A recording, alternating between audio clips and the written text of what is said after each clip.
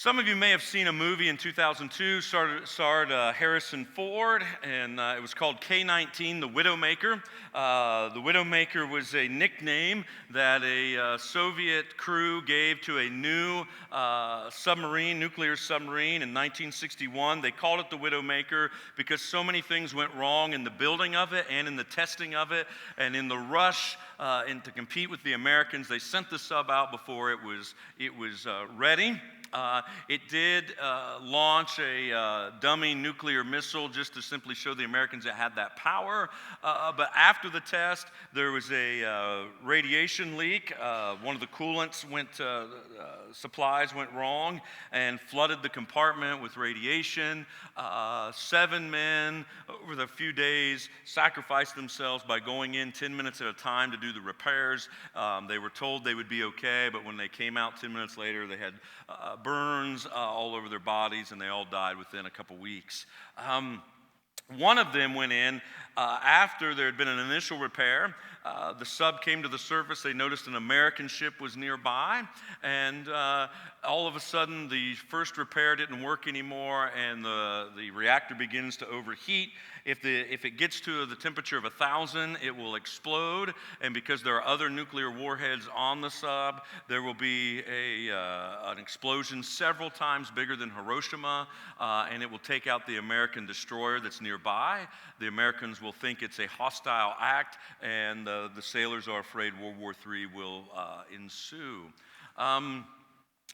After they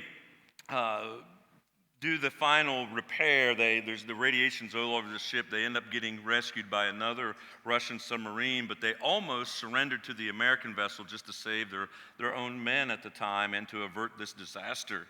And so once they were rescued, none of the officers received commendations, and they were sworn to secrecy for 28 years to even speak of the event. When the wall fell in Berlin and communism began to fall, they began to speak about it, and they had a reunion. And I want to show you the reunion in the movie 28 years after this disaster. So let's take a look at this clip.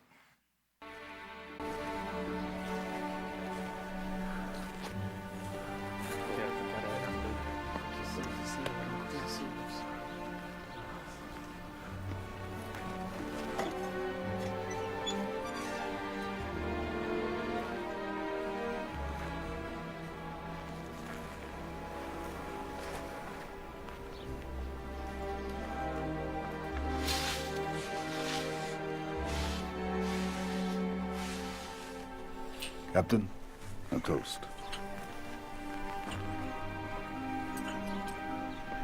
The men still on patrol.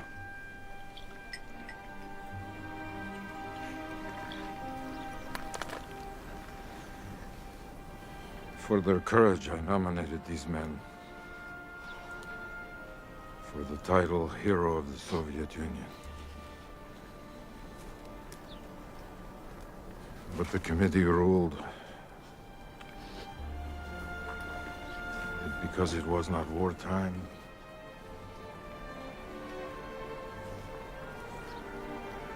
because it was merely an accident, they were not worthy of the title hero.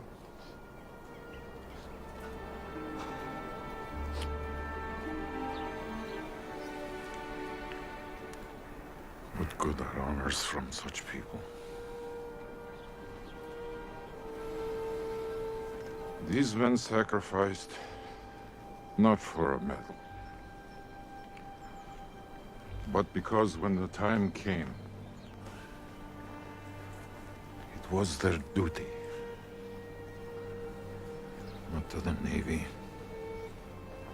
or to the state, but to us,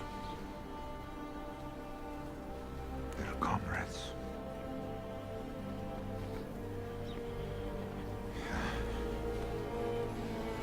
And so, to comrades.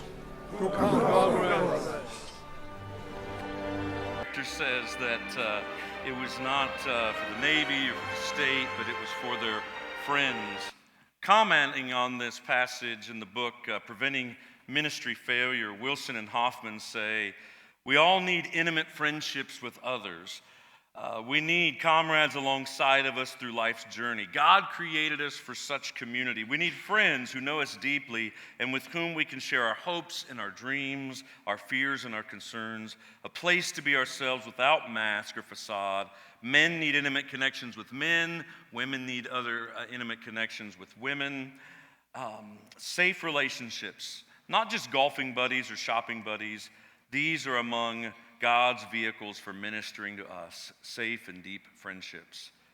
They finish their comment by saying, do you ever find yourself just wishing you had someone you could really talk to? God created you for such relationships and designed you this way on purpose. These kind of friendships are rare in our society today. We've been talking about the story of us and just how over the series about friendship and community. We even began by talking about how right now our culture, with its mobility, with its speed, with kind of the just electronics and tech world, we are struggling to develop strong, intimate friendships. And we talked about why that is. And I want to continue to press in on that a little bit.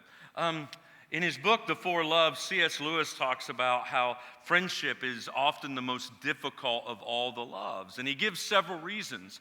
One of the reasons he says is that simply it is not celebrated all that often. In the 50s, when he wrote The Four Loves, he says, I can only think of one great work of literature in modern times. And he goes, the last one on friendship was by Tennyson in 1869 called In Memoriam. And he said, I don't know of any other great work of literature since then that celebrates close friendship.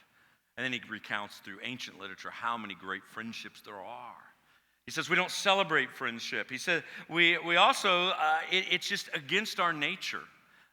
So the other loves have some biology at play. Let me explain.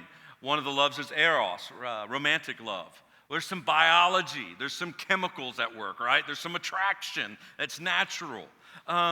Affection, same way. There's some biology. You have affection for your siblings. You have affection for your mom and dad. You have affection for your kids. That's biological. It's built in. But friendship is the one love where it has to be chosen. It has to be intentional. And there's nothing really biologically going on. So he says that's one reason we struggle with these. He says the other reason we struggle, and this was interesting even in the 1950s, he was writing this. He says, when two men or two women grow deep in friendship and spend lots of time together, he said, the rumors of a homosexual relationship automatically begin to come into play. That even in the 50s, he was recognizing the sexualization of our society and how we view things through that lens. And he says, and even our family members may not understand the need for deep friendship. He says, that even spouses may just downplay the need for close friendships for their spouse, and they kind of want them always to be with them.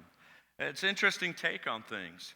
So how could we go from just acquaintances or having no acquaintances even, how could we move through a progression to make sure we end up with some deep friends? That's what I want to talk about today. We're going to look at one of the most celebrated friendships in the Bible. In fact, the next 2 weeks, we're going to look at two of the most celebrated ones. This week, Ruth and Naomi. Next week, Jonathan and David. But we're going to look at Ruth and Naomi today. And so if you have your Bibles, go ahead and turn to Ruth chapter 1, and I'll give you some background on that. We're going to see a story that I think gives us one of the keys for progressing from having no friends, having acquaintances, and moving towards having a deeper friendship. First, some context. The book of Ruth was written 1,200 years before the time of Christ. It was in the time of Judges, meaning between the time of Moses delivering the people out of Egyptian slavery to the country of Israel. Judges happened from then until the time of the first kings, Saul and David. It was kind of the wild, wild west of Israel. Unfortunately, the people of Israel rebelled against God. They did what was right in their own eyes. God had promised, if you worship me, then you will stay under my umbrella. And if you stay connected to me under my umbrella, then you will have protection and prosperity and peace.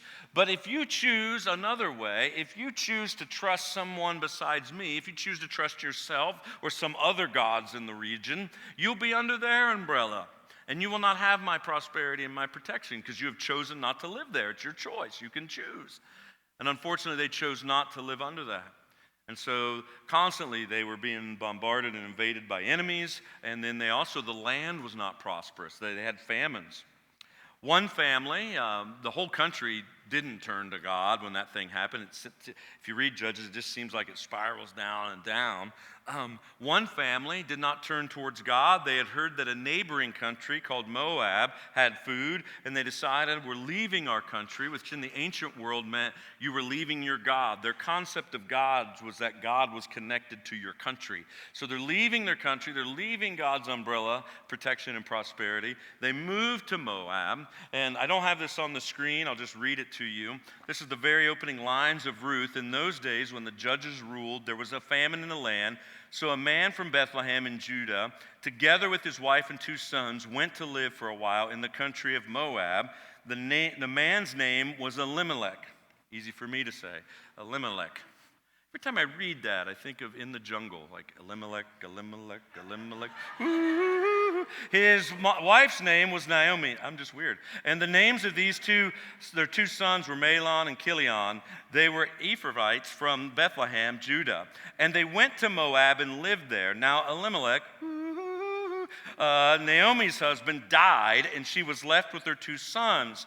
They married Moabite women, one named Orpah, the other named Ruth. After they lived about 10 years there, both Mahlon and Chilion, Naomi's 2 sons, died, and Naomi was left without her 2 sons and her husband. When Naomi heard in Moab that the Lord had come to the aid of his people by providing food for them, she and her daughters-in-law prepared to return home from there. So that's the setup of this story, is that this family, Naomi and Elimelech, they leave their home country, they leave God, and they go to another country to find relief.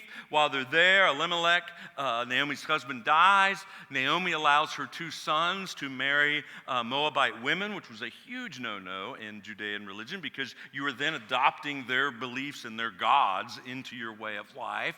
Then these 2 sons of Naomi died, and these women are about on the lowest point of the totem pole they could get as widows. With Naomi being a foreigner, there was really no safety net. The only safety net was for them to go to their families. If we would read on, we'll find out that Naomi tells Ruth and Orpah to go back to their families, to go back to their parents and have a safety net. And hopefully they'll find somebody who would want to marry them, which back then widows often didn't get remarried because they were seen as used goods.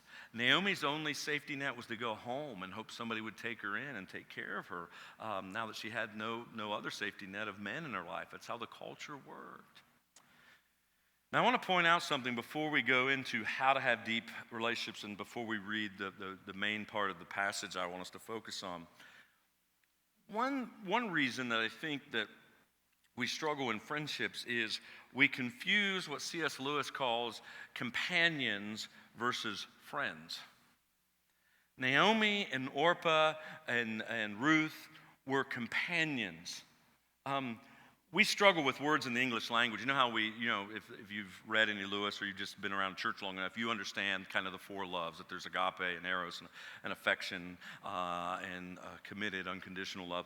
And so you understand that and how that the word love, I love my wife, I love ice cream, I love the Reds, but I mean something different when I say those. At least hopefully I mean something different when I use that word. I think in the English language, friends is a tough one too. Because you'll hear people in conversation, they'll say, well, they're my friend. Well, they're my Facebook friends. Okay, that's a little different. Or they'll say, yeah, they're my friends. They're my acquaintances. And yet acquaintances sounds too kind of down the rung, right? Like we're missing this middle. And that's where Lewis, I think, says it so well. He says, we have companions. Companions are a good thing. We share common interests, common skills, common toils, common triumphs, common hobbies, common work, common clubs. He says that these are clubbable relationships. You're in a group together with some of the same interests, and those are vital. And he says, I distinguish those from deep friends, or just what he calls friends. And he says, by distinguishing, I'm not disparaging companions. No more than if I distinguish silver than gold, am I disparaging silver. You know, it's just they're different. Ruth and Naomi and Orpah, they are companions, members of the same family for 10 years, and unfortunately, members of the same club, widows. Tough club for them to be in. But they are not yet friends. Naomi finally tells them to go back to their families. Orpah resists, but she finally says, okay, I'll go back to mine. But Ruth does not. And look at what Ruth has to say. Verse 15, this is Naomi.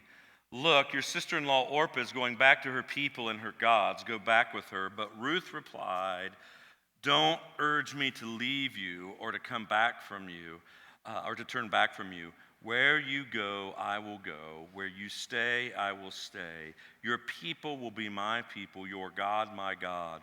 Where you die, I will die, and there I will be buried. May the Lord deal with me, be it ever so severely, if even death separates you and me.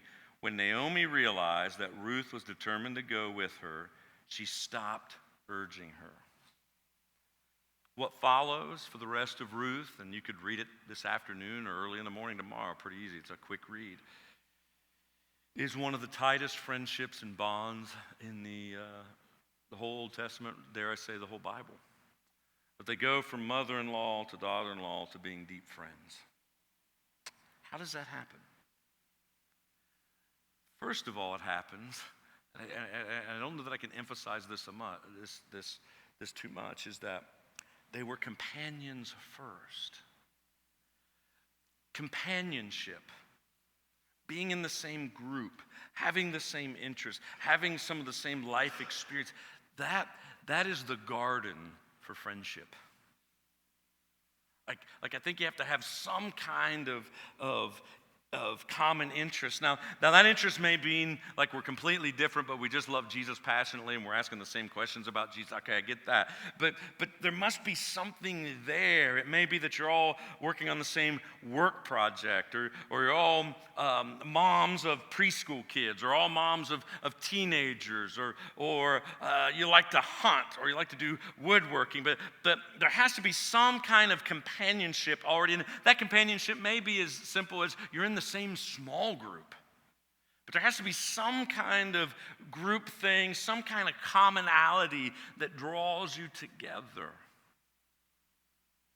For these, like I said, they were not women of the same nationality, not women of the same race. They were different races. Naomi, Jewish. Orpah and Ruth were Moabite. So they didn't have that. They were the same gender. But really what drew them together was they were already in the same family group. And then what took it to another level is they knew what it was like to lose husbands and family members. And that was the club they were in. And out of that became the possibility to become deeper friends. It's not guaranteed, but it does allow friendship to emerge. I think a lot of people who want friends, and especially deep friends, just go looking for deep friends first without looking in the club they're already in. Sometimes without even being in a group, a club. You got to have companions first. And out of that grows the possibility of deeper friendship. How did that happen here with Ruth? What happened that took it? Now, I'm going to say a couple things of how I think that happened. Let me just say that I think the whole thing's mysterious, isn't it? Like, I'm not sure most of us have like really good friends that we can probably, I mean, some of you probably have this story, but a lot of us, we couldn't tell you like when it happened. Like you can look in this story, and right here is when Ruth and Naomi become great friends and build off of that.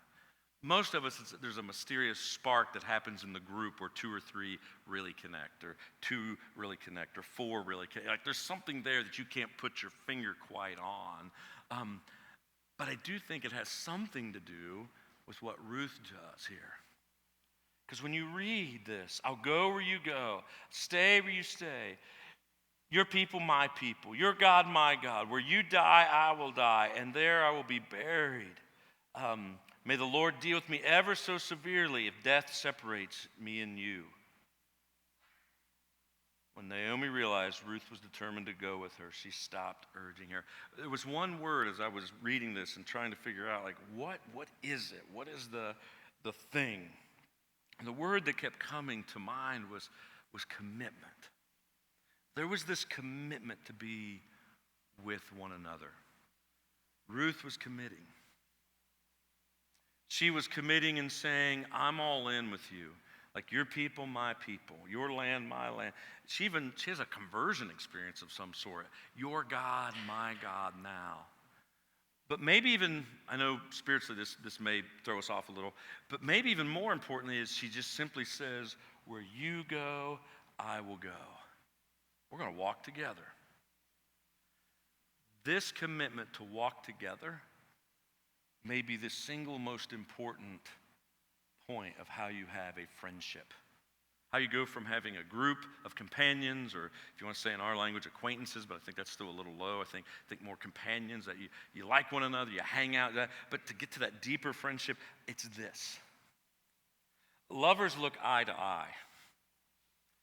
Friends look at something down the road, and they walk it out together. For them, they were looking at the country of Israel. I'm going to have to take a literal journey, right? For us, it may be different. It may be the same interest. It may be the same thing you care about. It may be that you care about some of the same questions. You don't even agree on the answers to the questions, but you say, that question is important to you, that's important to me. And you're focused on it, and you commit to walking alongside of one another in order to get somewhere on the journey. You're committed to one another. If companionship is the garden of friendship, then I think commitment is certainly one of the seeds of friendship. There has to be some commitment to walk alongside of one another.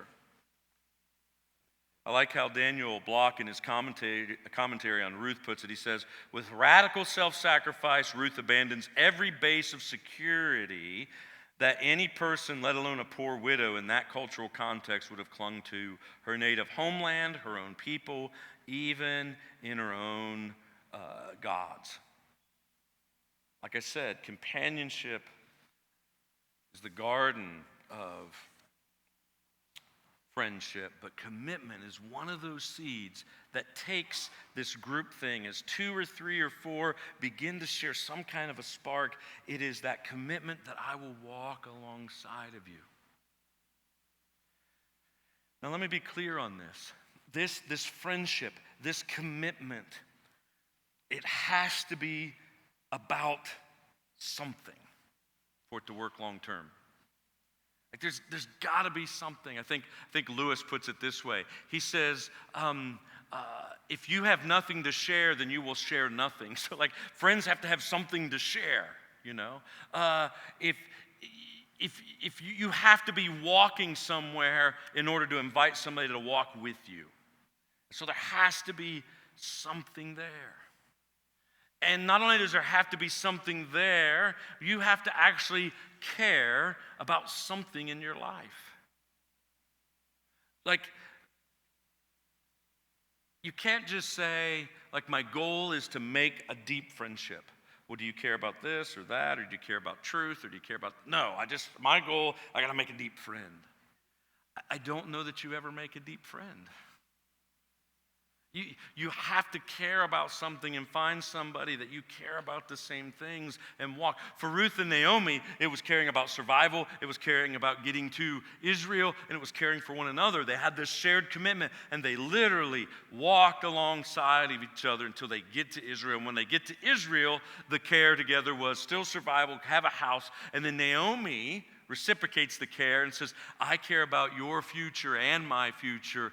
We need to look for someone that you could marry and have a family, and you know, you're released from my family. You don't have to. I'm just your mother-in-law. In an ancient culture, that would have not been the strongest of bonds. And she's saying, you don't have to be loyal to my family. You can marry outside of I'm not going to have more kids. I'm an elderly widow. But you can be free. And so there's this reciprocal commitment to one another. Survival. If you're struggling with friendship, particularly deep friendship, let me just ask you a couple questions. Do you have companions, first of all? Are you in some kind of a group?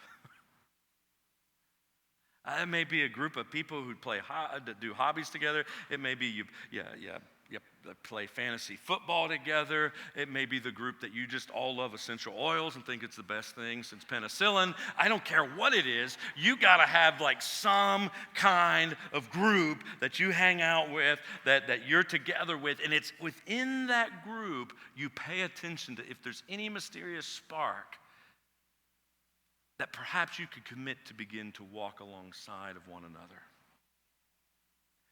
Now, I would say, I would probably not, if you see that, I would probably not go in headlong with Ruth's speech. Like if I'm in the group, I probably don't go, hey, I'm with you. Where you go, I go. Your family, my family. Your God, my God. You know, may God curse me if even death separates us. You know, I don't think I lead with that. I probably play it a little cooler than that. But if the spark begins to happen, you have to at least do what Ruth did, which is be intentional. To say, we're going to hang. Let's care about the same thing, but let's care about it together. I don't like litter on the bike path. You want to clean up litter together on the bike path? Yeah, I'll do that. Okay, let's do that. It's like that kind of stuff. If companionship is the garden of friendship, then commitment is at least one of the seeds that helps friendship grow, that produces friendship. How do you apply this to your life? Well, I've already given away one of them, which is you just have to get into some kind of a group. You have to look for, I don't care if it's the same parents you sit with at your kids' sports. I don't care if it's your card club. I don't care if it's the club that meets at the same coffee house and hangs out or goes to the pub. It does not matter. It is, where can you hang out? Who do you have in your life that you're hanging out with? You have to have some companions there in order to have that spark with 2 or 3 or 4 that you can have deeper friendships with. So look in the group. It could be work. It could be, what circle are you in already? If you're not in a circle, get into some kind of a circle. Let me give you a couple examples. One is, and we've already announced it, but I'll give another plug for it, is the God of My Girlfriends thing. If you're a woman and you're looking for companionship or you're looking to go to deeper friendship, that's a good thing to go to. There'll be tables set up in here. It'll be relational. You'll have time to build relationships. You'll also get a lot of good content from Marcia Ramirez. In fact, she, for this week, she cut a little, like 60-second announcement about the conference. I'd like to play the video so you get a little better feel of what it's like. So let's roll that. Hey everyone, Marcia Ramirez here. I just want to personally invite all you ladies to join me on September 6th and 7th for the God and My Girlfriends Women's Event at Lancaster Vineyard. Y'all, it's going to be a great 2 days. We're going to worship, we're going to bond, we're going to learn how to nurture the 3 most important relationships in a woman's life. What are those 3? Well, they're our relationship with God, our relationship with our girlfriends, who I know a lot of women struggle with today, and our relationship with ourselves.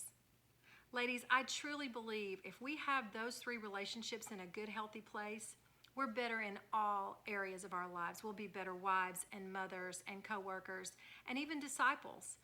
So join me September 6th and 7th. invite your friends. It'll be a great bonding weekend with a girlfriend. We'll just learn a lot together, and we're going to worship, we're going to sing. It's going to be beautiful. So I really hope to see you there September 6th and 7th, Lancaster Vineyard. I'm looking forward to it. Hope to see you soon. I just encourage you to get signed up soon. If you have questions about it, see Christy Chase at the table after service out there. Register today. Use your phone. Get on there now. You're on your phones anyway. Get on there. Register after service. Go do it. Whatever. Just get signed up for that. It'll be good. I think the other announcement we already made, but just to put a little more oomph to it, Jeff did a good job, but just to put a little more oomph to it is to begin thinking like, what group am I in? What small group? What Christian friends and Christian companions do I have? And what night of the week is going to work? What schedule will work? Because we're going to have sign up September 8th, 15th, and 22nd. And small groups is a great place to build companionship.